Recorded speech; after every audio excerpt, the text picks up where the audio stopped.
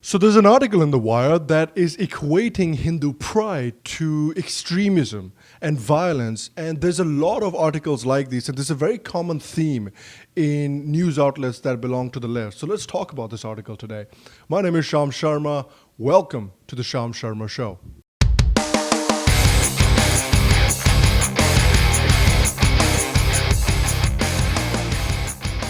Hello, and welcome. Welcome to another edition of the Sham Sharma Show. Thanks very much for joining me today. Thank you very much for watching.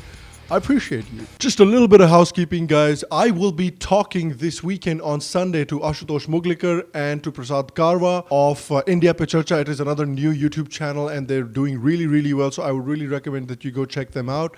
And I will be talking to them this Sunday at 8 p.m. Indian Standard Time and 9:30 a.m. Central Standard Time. So please make sure that you join us live on YouTube as part of the session. On this channel right here, you can ask us your questions live on the air and we will try and make sure to answer some of those questions for you. Also, if this is the first video that you're watching, please, if you enjoyed today's video, make sure to subscribe to the channel down below. And if you have watched us before, if you have watched the show before, if you have enjoyed the videos that I made, and if you haven't subscribed already, please make sure to subscribe. Okay, so this is an article in The Wire which equates Hindu pride and Hindus taking pride in their culture, in their history and their heroes as extremism. So this article is by Nilanjana Bhaumik, and this article talks about a time that Nilanjana was in Noida and she came across a procession where some people were celebrating Hanuman Jayanti, and it was a day after Hanuman Jayanti. And then she asked her driver, who, surprise, surprise, happened to be Muslim. She asked him what's going on, and the driver said that, well, these people, they do whatever they want, and the police doesn't do anything to them. And look, it's possible that, you might get intimidated by a rally with a boisterous group of men. I understand that. But the conclusions that she draws from that rally that she puts in her article, that's significant. And that's something that needs to be talked about. So she says that the Rashtriya Swayamsevak Sangh has been conducting its experimental indoctrination project here for years now. Huh? Listen to that phrase, experimental indoctrination project. What does that make you think of? That makes you think of these crazy cults, these crazy evangelical cults. That makes you think of radical Islamic organizations like the Al-Muhajirun in the UK. You have like the Simi and the Jaish-e-Mohammed. That's the kind of organizations that you're reminded of when a phrase like experimental indoctrination project is uttered. So the left uses these words carefully because they want to paint the RSS as being similar to these crazy evangelical cults and these crazy radical Islamic organizations. Then she goes on to say, after 2014, the saffronization of Noida has been more in your face. They can be seen in the Hindu flags that flew high in balconies of various apartment complexes in Noida ahead of the Hindu New Year that falls on March 21st. So if you fly the flags of your culture and if you put them outside your house, that's saffronization and that's in your face. Why is that thing bad when it is done by Hindus, but it is completely normal and completely ignored when it is done by another community? For example, when you go to a community that has a majority Muslim population in India, you will see in a lot of places tons and tons of those Islamic flags with the star and the crescent. Nobody ever says that, why are you flying these Islamic flags in this area? It's too much Islamization and it's too much in your face. Why don't people say that? Why do we stay quiet when Muslim community does it, but when the Hindu community does something exactly like what the Muslim community does, that is hatred and that is extremism and that is in your face? Why? They are afraid that if the Hindus start taking pride in their culture, then the Hindus will be more willing to defend his culture. Then she says, traditionally, the Hindu New Year falls on different days for different states and nationally is celebrated on Diwali, a festival with secular overtones. Yes, a festival with secular overtones, sure, but an undoubtedly Hindu festival, deeply seeped in Hindu mythology, Hindu history, and Hindu culture. If you're trying to suggest that because Diwali has secular overtones that it should not be celebrated or portrayed as a Hindu festival, please don't make that suggestion. Then he says, these visuals are a disturbing assertion of a resurrection of the RSS and the Bajrang Dal and how in the last few years militant Hinduism has grown roots in India. Again, note the difference. If a Christian man walks around with a big cross on his chest, he is seen as pious. If a Muslim man walks around with his, short salwar and with a long beard and no mustache, he is seen as pious. But if a Hindu puts a cultural flag outside of his house and wears a kurta and puts a tilak, that is seen as extremism. It is very important to point out this hypocrisy and these double standards in the media that people hold, because the same standards do not apply to all communities. The proliferation of Hindu extremism can also be seen in an image that has been glaring at us from bikes and auto rickshaws and the rear windows of cars, the transformed face of India's beloved monkey god Hanuman. And the transformed face that she's talking about is this picture over here, which was drawn by an artist from Mangalore, and it has gained a lot of traction among the Hindus because I think it's a cool picture, that's why. The instant popularity of Hanuman 2.0 could probably lie in its mean energy. Hanuman 2.0 is not benign. The smile on his face has been replaced with strong frown lines. He radiates mean energy against a black and saffron background.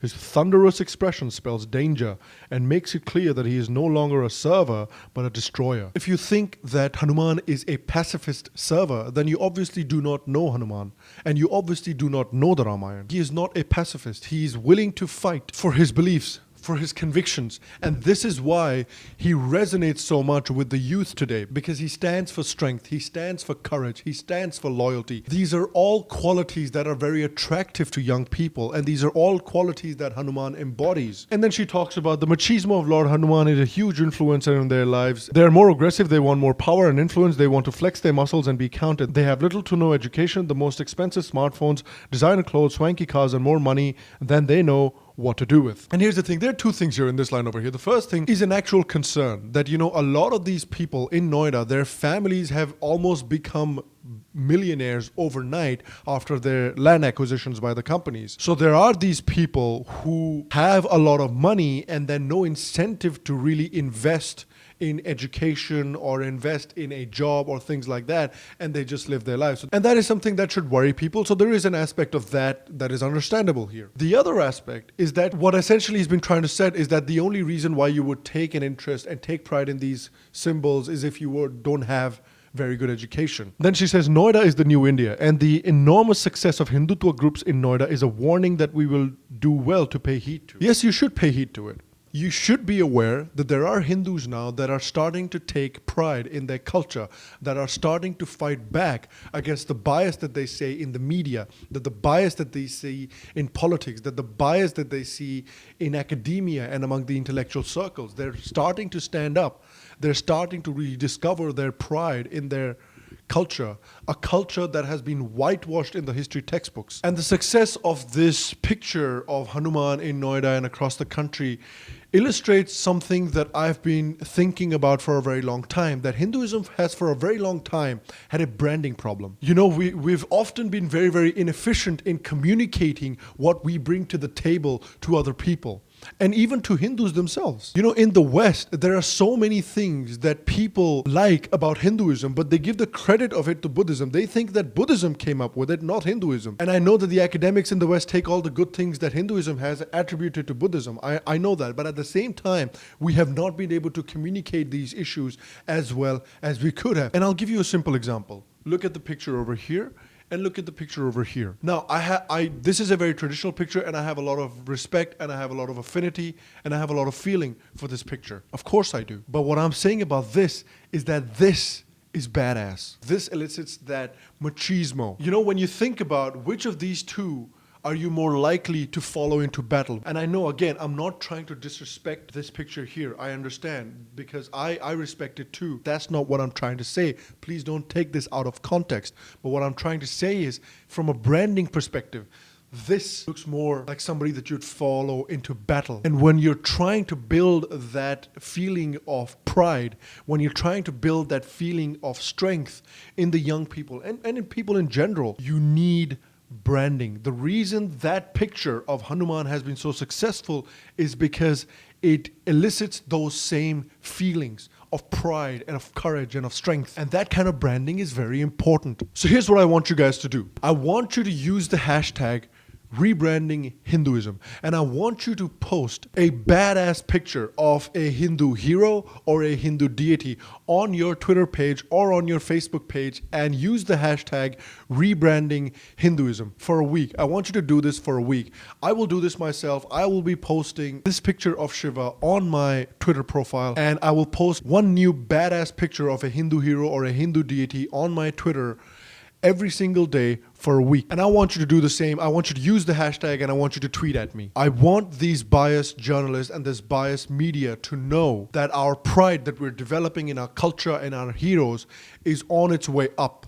It's only gonna get stronger. I wanna make sure we show it to them. If you like today's episode, please make sure to give the episode a thumbs up. It helps me out, it helps the channel out. Please make sure to subscribe to the show's channel down below, and please make sure to join us live for the sessions on Sunday at 8 p.m. Indian Standard Time and 9:30 a.m. Central Standard Time. I will see you again on Sunday, and until then, stay happy, stay healthy, and I'll see you soon.